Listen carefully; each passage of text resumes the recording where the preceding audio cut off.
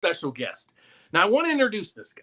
If you're in the field, well, if you're a veteran or in the services, this guy's your guy. Yes. Okay, so I have questions. So what we're trying to do on my channel is we try to educate people when it comes to buying their first house, or maybe your second house, or maybe your first investment property, whatever it might be. We're just here to try to educate you guys on when you decide to do that.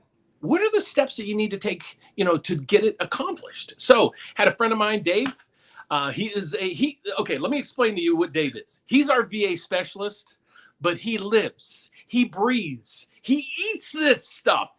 So, Dave, welcome, buddy. Tell them a little bit about your background. Yeah. So Thank you, Dan. The intriguing part, folks.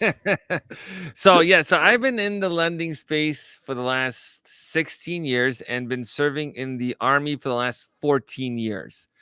So I started off in the infantry unit, switched to intel, and just been doing that ever since. So I'll tell you that hitting the ground doesn't get any softer, but I continue to do it. And about 6 years ago, I really started focusing in on working with military members because I saw the need for people to just get some basic information on how their benefits work, because a lot of military members get turned away from using their VA home loan, right? It's just kind of crazy to me. So I really branched into that and just kind of took it home. Like you said, eat, breathe it, eat it, literally, day in, day out. And, I love helping the community. So just go over all the organizations you're part of too, because that's the intriguing part of it. It's not like you're just doing loans. I mean, you're out there doing education to veterans all over the country. Right. So what I do with VA Housing Education, it's a platform to educate military members on leveraging the VA home loan. I also do this for the real estate community because I teach for the National Association of Realtors Military Relocation Professional Certification. And I'm also a contributor for that course where we teach the real estate community on how the VA home loan works, how veterans can actually benefit from using that product and actually being able to implement it. And then also with various nonprofit, like veteran nonprofit organizations, especially like out in the Chicagoland area and the DMV, just working with them on educating their military folks on just, from budget, credit, and understanding the VA home loan, because everybody wants to be a homeowner, or at least you need a place to live, right? No one wants to be a homeless veteran. You don't want to be a statistic, right? But it's either you're renting, you're actually buying something, or maybe you have the best of both worlds and you live rent free with your parents. I don't know what's the best option. So just kind of having that ability to, know the loan and leverage it. But to your point, like we do this across the country. We do presentations all the time, and we also do custom presentations for organizations that focus on military or have a veteran affinity group, because majority of big corporations do. And then also military units, no matter if you're active duty, guard, or reserve, or it's like a VFW where it's a bunch of veterans that never realized that, hey, I'm 80 years old, I actually can still use the VA home loan. And we've helped a lot of people in their 70s and 80s buy a home for the first time because they didn't even realize that they still had their benefits. Like, how crazy is that? Right. And that's why actually Dave joined our team, because I need a person to help our VA borrowers. So I've known Dave. What happens a lot of times is, here's the funny thing is, Dave knows more than the underwriters in almost every case. So we've had loans where we've put through our bank, and they've come back to Dave and said, I can't do that. And Dave gets back on the horn, and I usually get an email saying, hey, Dave just called. And I'm like, okay, good. But did he change your mind? Well, he taught us things we didn't know. And that goes after lender after lender after lender. So this is why he's a huge part of our team, because, veterans need help. And a lot of times what we forget to is civilians. Many times I even I forget to ask people, are you a veteran? I've ran into exactly what you were saying. I've had people that are in their 50s, 60s, 70s. And then I'm like, they're looking to buy something. I'm like, well, are you a veteran? Yeah. Have you ever used your VA benefit? Don't think so. Will it help me? And then I'm like, are you kidding me? It's the best program around. So that's kind of what's going on there. So Dave, what I try to do real quick is just bring people up to speed on what's going on with the economic stuff and things like that. So first thing I want to just talk about real fast is the Federal Reserve. The Federal Reserve came out today, folks, and they didn't do anything in regards to rates, which we thought. So now the pivot point you're going to start seeing is there's going to be here's the distraction pieces that you're going to start seeing now. Well, the dot plot is telling us this. So what a dot plot is basically they're telling you they're going out in time, the Fed, and they're going out there and they're plotting, thinking where they think rates are going to be in the next year, 2 or 3. Guys, they don't even know where it's going to be next month. Okay, so that's the first thing. The other thing you're going to start seeing in mainstream media is they're going to say, well, see, they said in here they're going to raise rates 2 more times this year. There's nowhere in the transcripts that they said that. What they did say, and they've said with at every other meeting and every other time that they raise rates, is we're going to continually monitor this, in detail and do what we have to do. And they've had it. So if you watch my video from or just earlier today, I showed you the transcripts. They only changed about 10 words in the whole transcripts. So don't let mainstream media tell you, oh, they're going to raise rates 2 more times. They might, but they might not. So that's basically just, I want to give you guys, make sure you don't go with the head fakes of, the Federal Reserve is going to raise rates 2 more times, the dot plots and all that. Guys, it's a smoke screen. Okay. The inflation is coming down. Is it perfect? No. Are rates great? No. But they're at where they are. I think maybe I don't think they're going to, Dave, you've been doing this long enough. Here's the question you get every day as well as me. When's rates going to go back down to 3? The answer? Never. Okay, got it. Dan, when I tell people is that if you can afford where rates are today, just go ahead and buy, because just like everyone before you, people refinanced and then they were able to get to that sweet spot. So guess what? If rates drop in a year or 2 years, you can always refinance like everyone else, right? When rates were low, people are like, I'm waiting, I'm saving myself when the housing market goes down. Well, people are saying people overpaid. Well, at 2.25%, I'd rather overpay $100,000 and I'd still have a lower payment than today's market rate with where the values are at. You know what I'm saying? Yeah. So yeah, absolutely.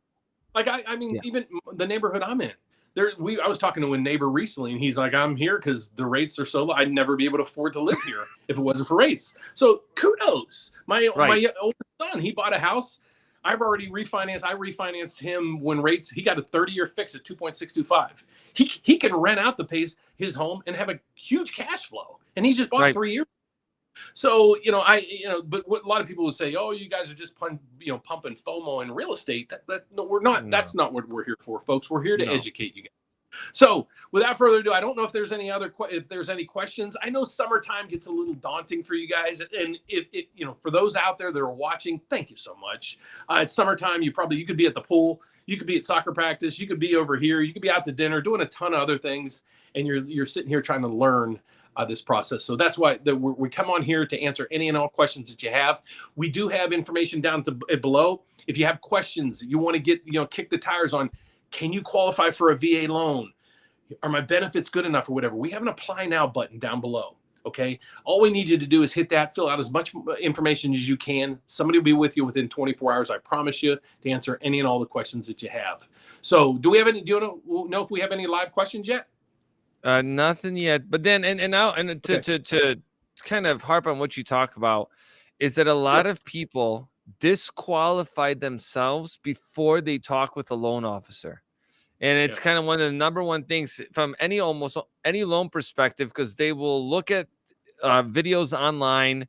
They will talk to their battle buddies in the military, and they're like, "Oh yeah, you can't do that." And then next thing you know, they've said no to home ownership when they could have actually actually become a homeowner, right? And there's just these common myths that are out there that military members just, even in today's time with technology, which sometimes it's a blessing and sometimes it's a curse. So definitely talk with somebody. Until we get some questions to post. And like I said, the summertime is tough with live events. So we want to do this video so we educate people over time.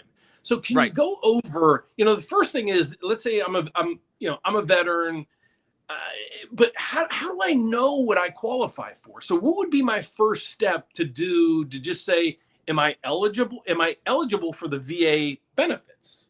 And kind of walk me through where do we go from there? Dan, great question right there, right? So there's two parts to a VA home loan. There's going to be the eligibility. Do you meet the time in service and the character of discharge to use the VA home loan? And then you have also the qualification, right? Do you have the credit, the collateral, the capacity to be able to make your payments, right? So there's two Sure. parts to that piece. When you talk with somebody like myself or like us, right? We pull what's called a certificate of eligibility, which shows us, hey, you're eligible to use the VA home loan. They don't always come back right away. And there's also been new rules, especially for like National Guard members, where they can actually qualify much sooner than most people think to use the VA home loan. But once you figure that piece out, the other component is the qualification piece. That's when you submit an application. You submit your income documents, your assets, your tax returns if it's necessary. And basically, the lender takes a look at that whole piece and says, well, you're qualified now up to an X payment, which is roughly an X dollar amount for a purchase, right?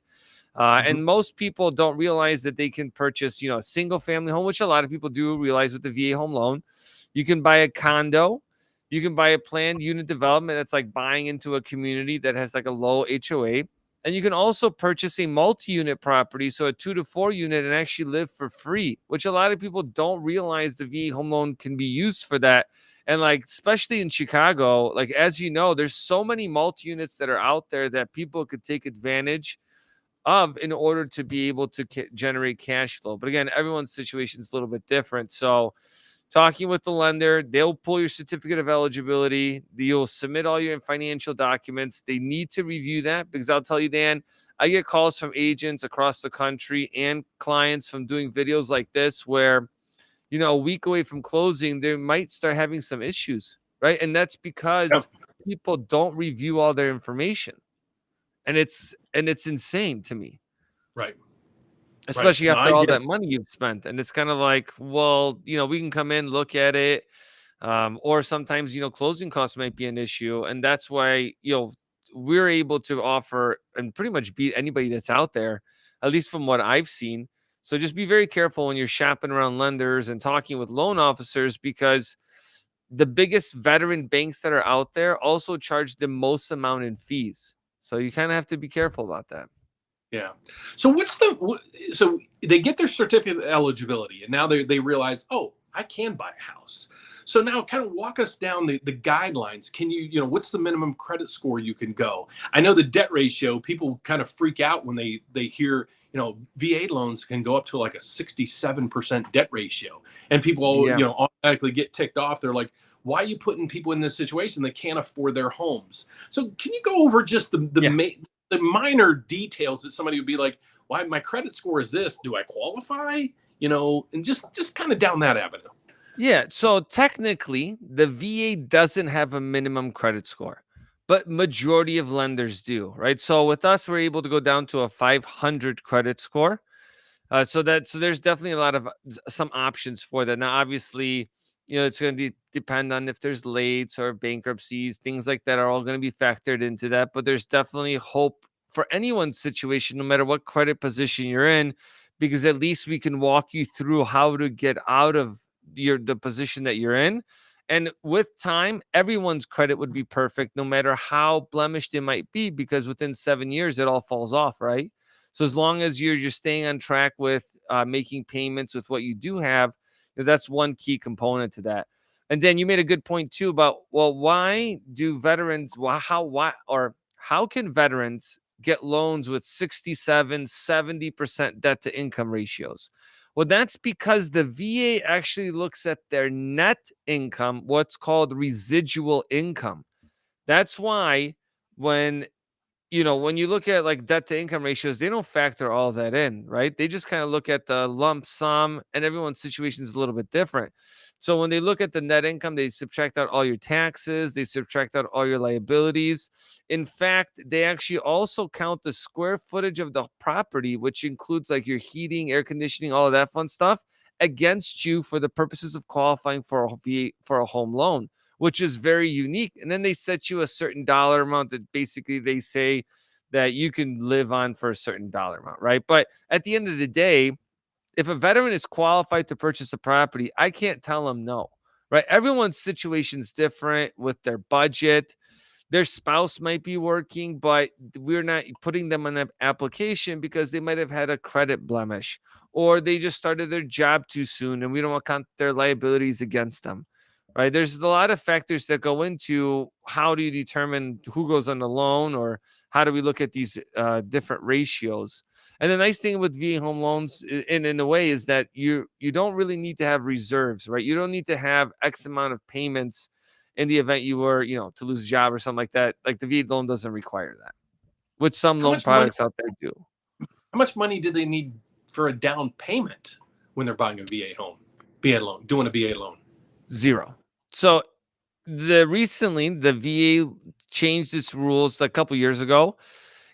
If you don't have an outstanding VA home loan at the time of closing on your property, then you won't have a limit on what you can purchase without a down payment. So someone might have if someone wants to buy $1.5 million property with no money down, they're actually able to do that.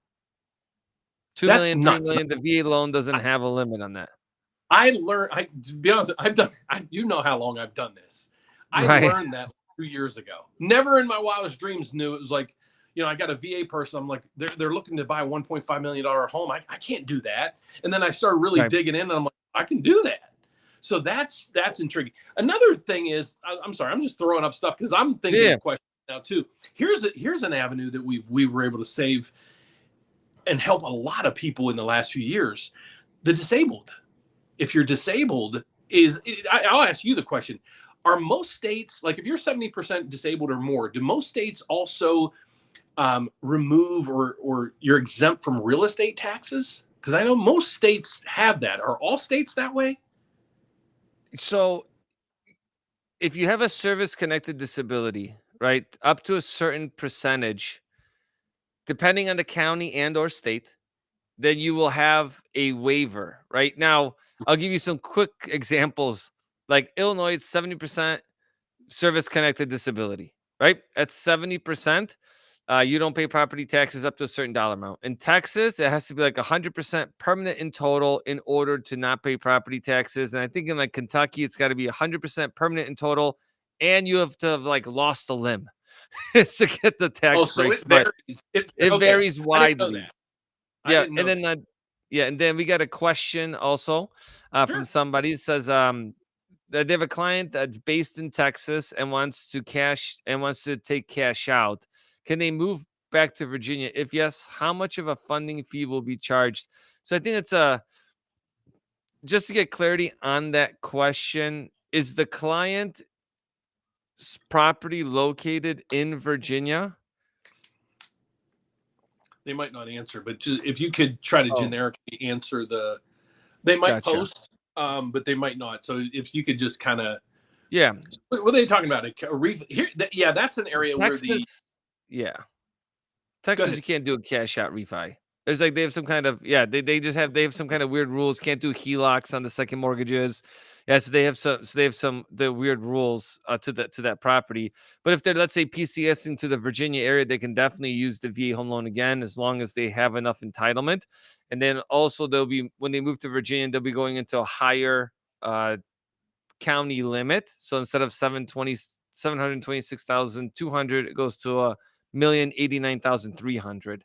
And so if someone does a cash out refi on a property and they don't have a service connected disability, the VA funding fee is going to be 3.3%.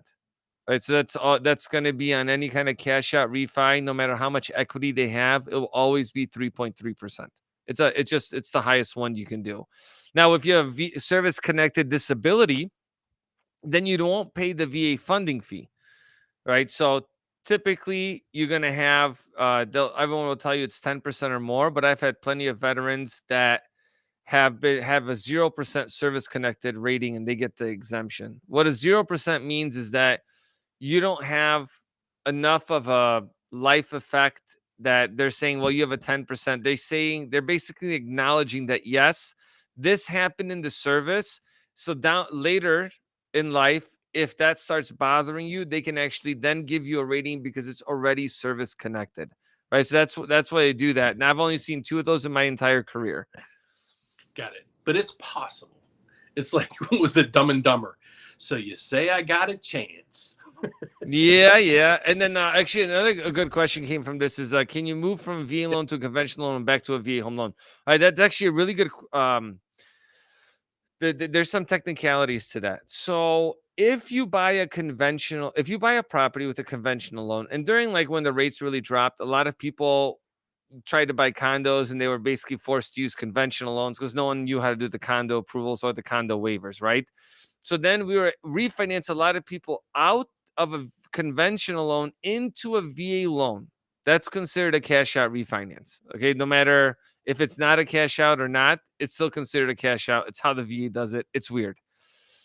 If you refinance a VA loan into a conventional loan, you still lock in your benefits into the VA home loan, even though you get a different mortgage. You would have to ask for like a one-time restoration, and then you'd be able to use the VA home loan one more time, and then you would have to sell both properties in order to buy a third VA home loan. It's like a super quirky thing, but a lot of people talk about using the VA home loan as an investment vehicle, and they're like, oh, I'm just going to buy a property, refinance out of it, buy another one, refinance out of it. But you actually tie in your benefits into the property itself. So that's like a weird thing when you pay off your mortgage, right? You don't refinance it, so you just pay it off all the way. It's the same thing. It's not like your VA benefits get freed up. They're still locked into that property and the original entitlement amount. Really? I never knew that. Yeah, I came up, this happened to me like 5 years ago. Of course, it happened to me. The veteran's like, I paid off my house. I'm doing a cash out refinance on a VA loan. And then we get the paperwork done, and then they're like, you can't because the home is paid off. So you can't do a cash out refi with a VA loan on a property that's paid off with a VA home loan. That's one. It's like a weird, quirky thing. And then if you refinance out of a VA home loan into a conventional loan, you actually lock your benefits into the property, and you can ask for a one-time restoration. So, yeah, that's like yeah. That's pretty cool. I mean, that's kind of sucks a little bit. But you had it in good standings, you paid it good. But I guess if you just transfer title to somebody else, you basically have sold the property. Got it. So you can so let's say, for example, like the 100%, you can cash out on a VA loan up to 100% and pay off bills. So from my understanding, from what you said, though, the house can't be paid off to do that, right? You still have to have some remaining balance on the house.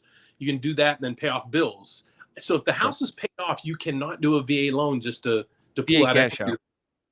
Got it. Okay. So interesting. But yeah, on a VA, sorry guys, I'm sitting on a chair and my cushion keeps sliding. So I don't mean to keep bumping, head butting the screen. So you guys out there, it's probably not the time to do it. But a lot of times when rates went, they were down in the twos, we had hundreds and thousands of people reaching out to us looking for, to debt consolidation, all this other stuff. VA, it's one of the only ones that'll go 100% financing of the house in cash out so you can pay off bills. So you're buried in debt right now. You might have a good rate, but you have 50. I just pulled credit on somebody the other day and they had $80,000 in credit cards. Okay, you might have a 3% rate now, but your credit cards are probably at 20, 25. Right. That's one where you may be doing analysis saying, would this make sense? So I'm just throwing out some ideas up there. So we got a question now, Dan, too. Sure. My friend paid me back in a check, and the underwriter asked for a source. Is a copy of the check enough, or is it a red flag? So I think the question is that if, we've had this happen, right? People go on vacation, all of a sudden they Venmo like $3,000 or $2,000 to their friend. And now all of a sudden we're starting to question where that money came from, right?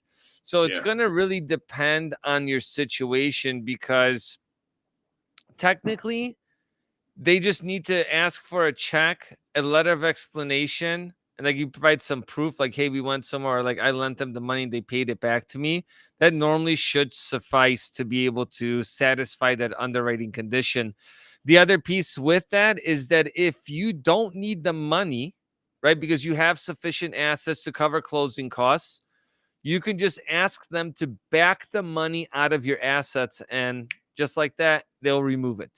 So again, let's say, just to use an example, right?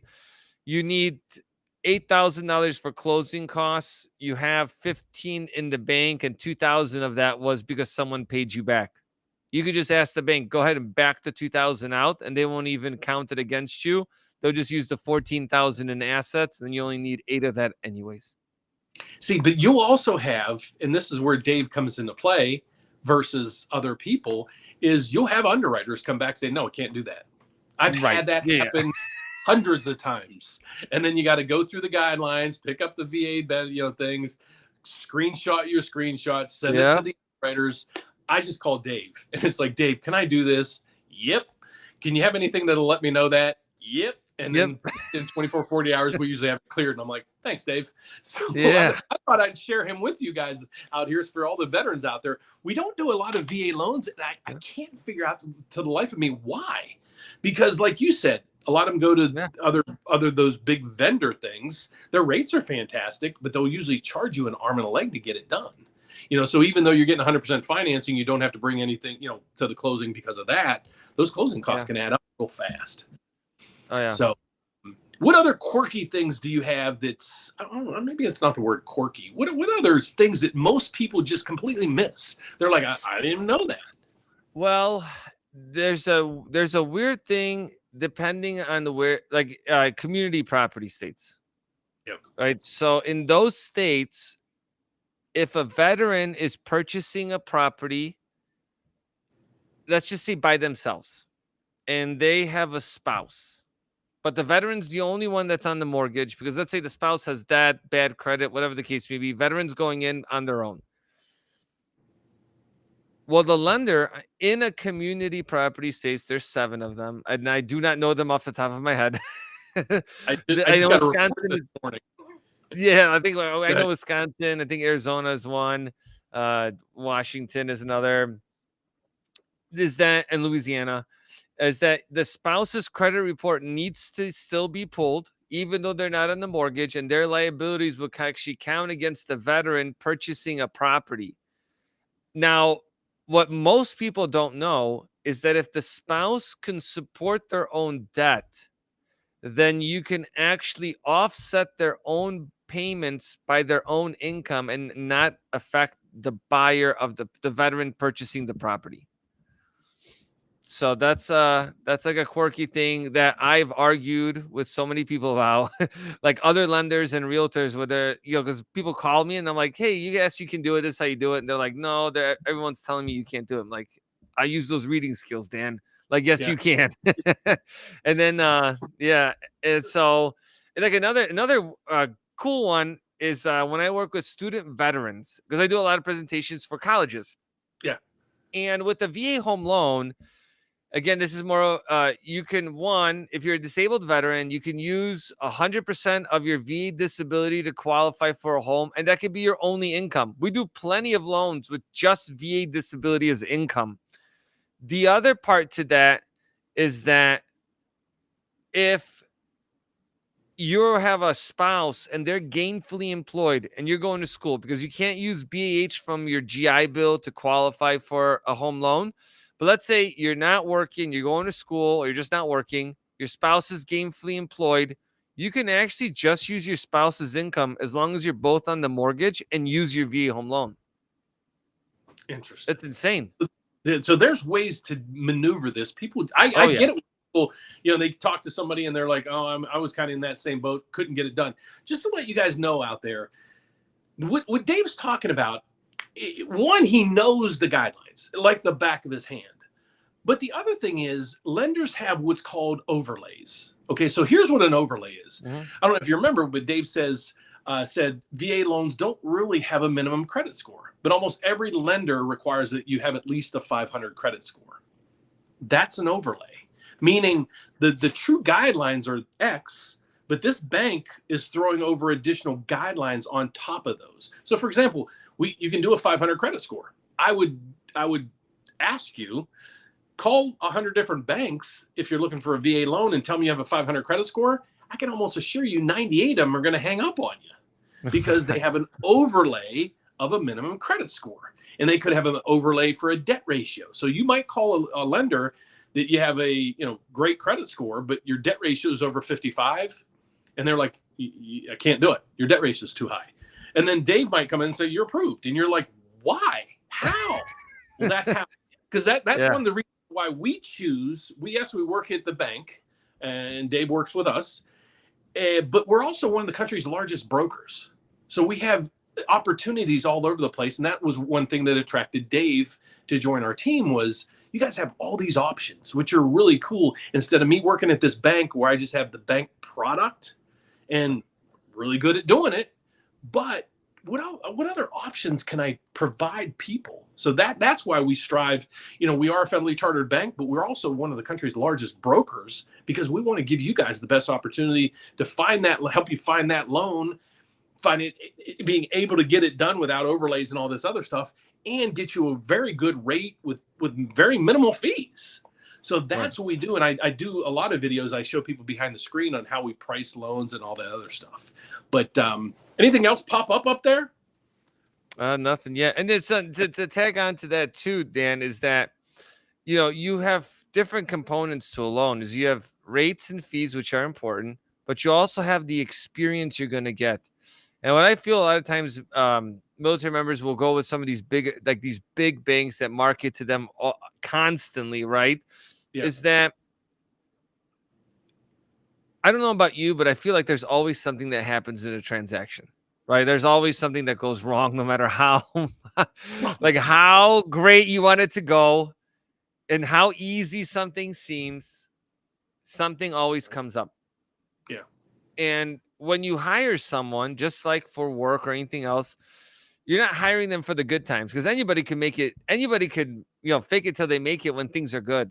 It's when the things go bad or things are falling apart or you're like, no one's answering my questions. I have questions on the weekends, in the evenings, right? When people are looking at homes, when they're talking with family, for someone to be there, answer your questions, someone to be able to bounce ideas off to say, hey, I'm thinking about doing this. Should I be doing this? Right. And someone can give you that honest opinion. Because that's what we do. We're just not a call center. We're not just, we're not fresh out of college, which I wish I was. And knowing what I know now, take that back. That'd be great. Yeah, I wouldn't have the gray beard.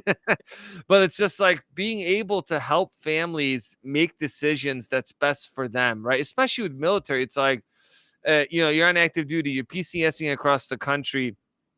Dan, I get some heartfelt calls at times where they're like, we thought everything was okay.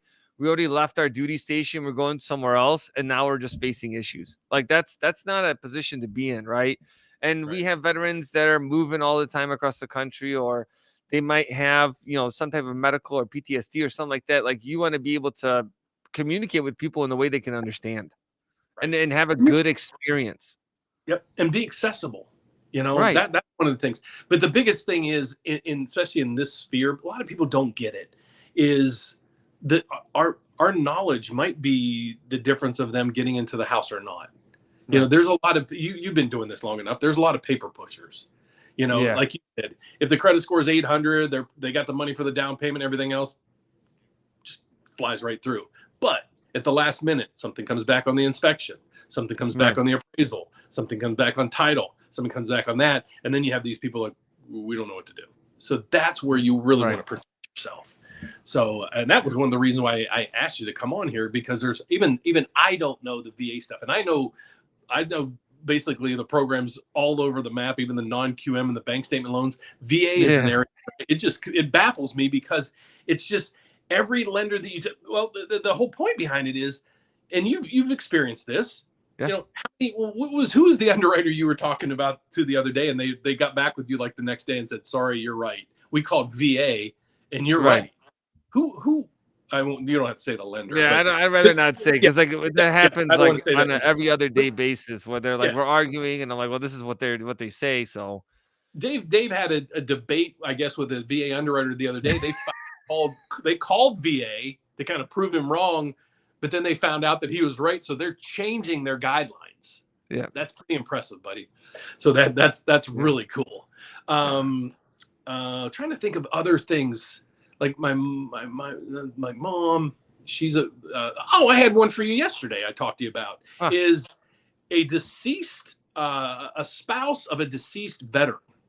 What options do they have? That's a great question. And you know what? We don't come across that much.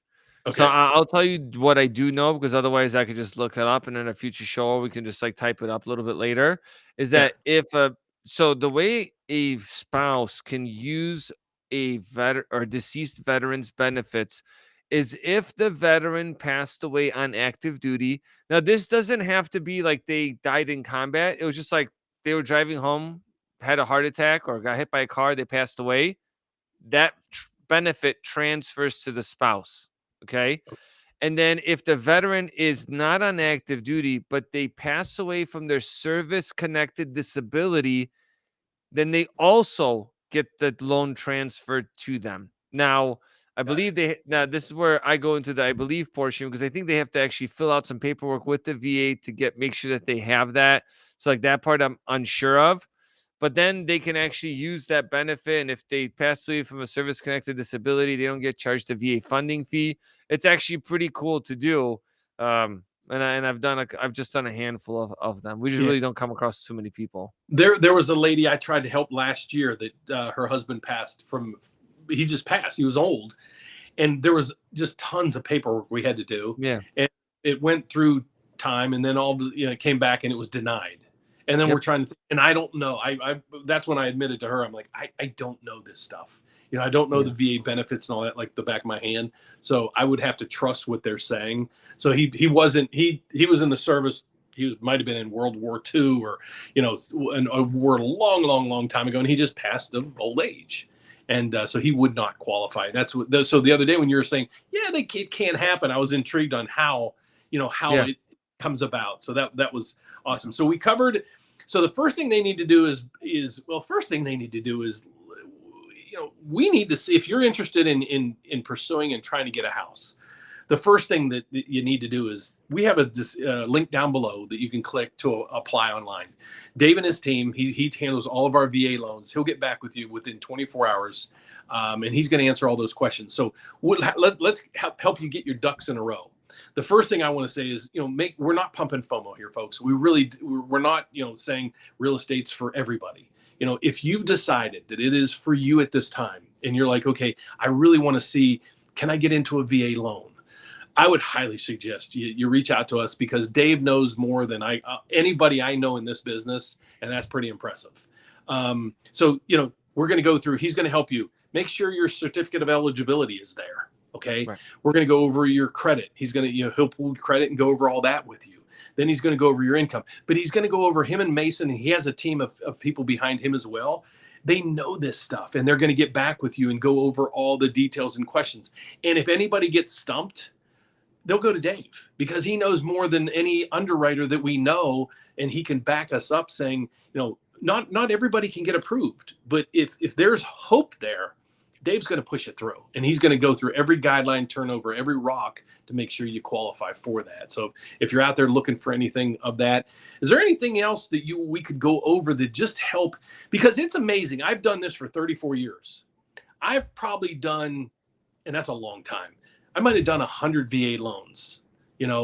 That's not even a trickle.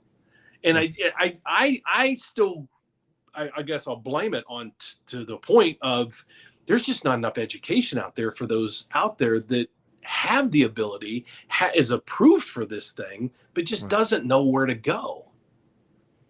Yeah.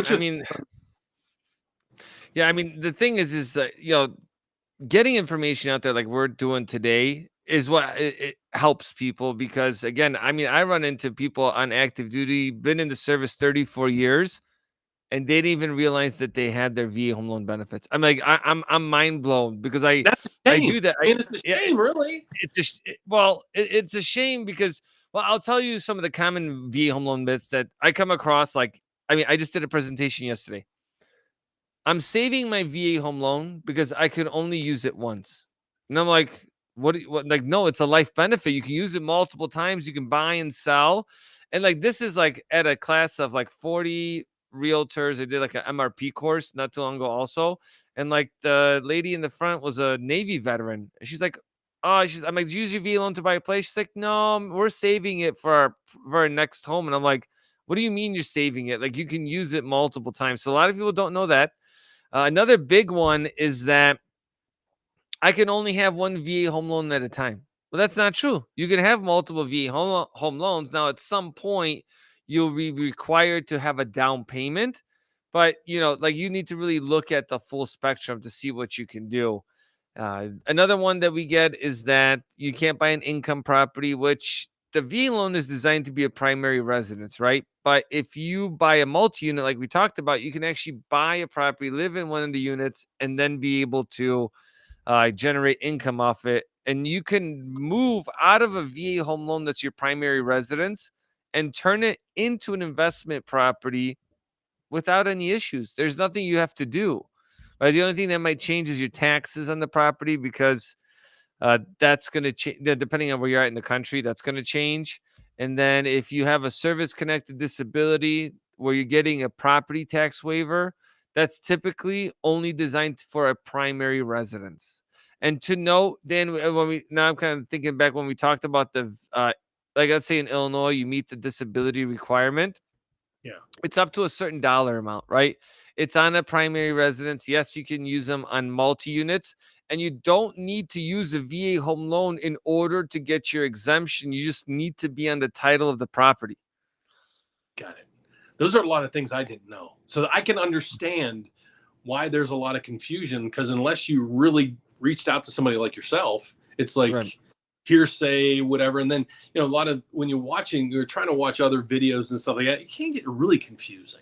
So that's why I asked Dave to come on here, because, again, we don't do a lot of VA loans, and I'm wanting to turn that around, because on my channel, what I strive for, and Dave does the same thing. Listen to his background. He's not only he's in the service, but he teaches, he trains, he does this. He was out yesterday teaching 40 realtors. So he's not just like a loan officer that just sits behind his desk and closes 2-3 loans a month. He lives this stuff. And like I said at the beginning, this is a guy that's he's in the VA industry mortgage, but he lives it and breathes it, and it's just in his bones. And your father was in the service as well, isn't your like my dad your wasn't, but my father, because I'm first generation born here in the U.S., Polish, and yeah, my grandfather fought in the resistance during World War II in Poland. Yeah. My dad was in the World War II as well. We lost him a couple years ago, and Oh, yeah, he wow. was in World War II here. That was great, and that's why I was like, I really want to help veterans, but it's a hard nut to crack, especially when you're going against these behemoths out there with Yeah. all this marketing power to say, hey, we're your VA person. I'm not saying anything bad about them. I'm just saying sometimes if you want to pay those fees and everything, but if you really want to talk to somebody who knows what they're doing, Dave's your guy. So, is there any other comments? If not, we can kind of. What I do want, Dave, is I want you to give them, where do you hold your classes? How can people follow you more to maybe visit one of your classes? I mean, you're in Virginia half the month. You're over here. You're traveling the country. Is there a spot where you have like a calendar or something like that, Yeah. giving us promotional stuff? Yeah, definitely. So if you go to vahousingeducation.com, you can see right when you click on the courses, it will tell you every second Tuesday of the month at 6 Central, 7 Eastern time, we do a from service to home ownership class. So it's for the all the military members and spouses out there. Every fourth Tuesday of the month, we do a specialty class like this fourth. In 27th of this month at 6 p.m. Central, 7 Eastern time, we're doing a first time sellers class. So military members that are thinking about selling, because hey, they purchased in the last couple of years, like, I need to learn how that process works, right? A lot of people don't know. So we do those classes all the time. And the beautiful thing is we do them virtually. So anybody across the world can join. So, also check out the YouTube channel, vahousingeducation.com. I do a lot of shorts just kind of talking about, hey, these are the things that are changing. So yeah, we appreciate any feedback also from you guys. Dude, you're amazing. I can't thank you enough for joining the Thank you. team. Can't thank you enough for doing what you're doing, and especially reaching out and letting all these viewers kind of pick your brain. So if you guys need any assistance, you're out there looking to sell, buy, maybe you got a bunch of debts that you're just like, I need some help with this stuff. Or maybe you've just been turned down by somebody and you're like, hey, I just want to give this a second chance.